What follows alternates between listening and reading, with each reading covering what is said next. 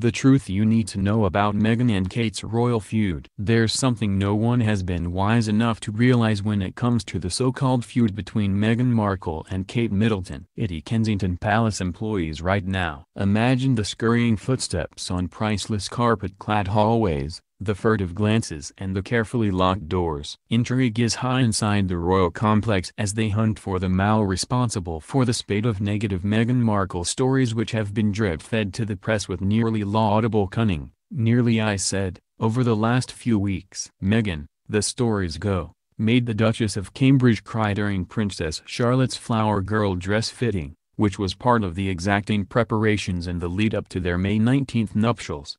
Then there was the claim the former Deal or No Deal star threw a bit of a tantrum when she was told she couldn't wear an emerald-crusted tiara due to its sketchy provenance. Let's leave aside the fact the Windsors probably shouldn't have any dodgily acquired jewels tucked away in the Buckingham Palace vault anyway. Next up, there was a report that Kate had had harsh words with Meghan after the actress was allegedly brusque with one of her staff members.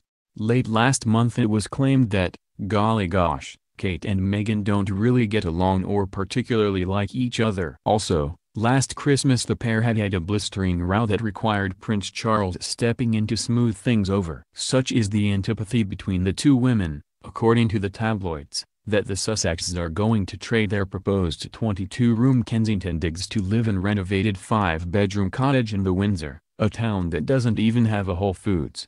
But is this really the case? Read hard enough, and obsessively enough, about this feud and you will start to notice that in many of these stories, peppered somewhere near the bottom are brief mentions of two other key players in this tawdry tabloid blow-up, Wills and Harry. These tidbits are starting to paint a sad picture that it is the two brothers' rocky relationship that is putting a wedge between them. Supposedly Harry thought his brother didn't do enough to welcome Meghan to the family. Wills meanwhile told the Queen he thought Meg's wasn't the right woman for Hazza, who then promptly found out.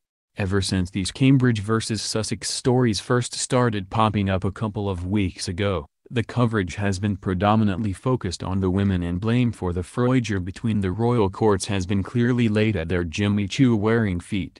What feels like something closer to the truth, that Wills and Harry's troubles significantly contributed to the Frogmore decision, has been relegated to background detail in the unseemly rush to cast this whole chapter as an estrogen-laced stoush pitting the blow-dried English rose against the scene-stealing starlet. Because, sadly, a good catfight is sexy. Two balding brothers having a spat has none of that red-blooded, dynasty-esque bitchiness. Rather, it's a slightly sordid case of the relationship between a couple of formerly close siblings hitting the rocks. When Meghan and Harry first went public with their romance, he lambasted the sexism and racism that she faced. 2 years later, nothing has changed. The sad reality that this whole PR debacle lays bare is the extent to which nothing has changed since then.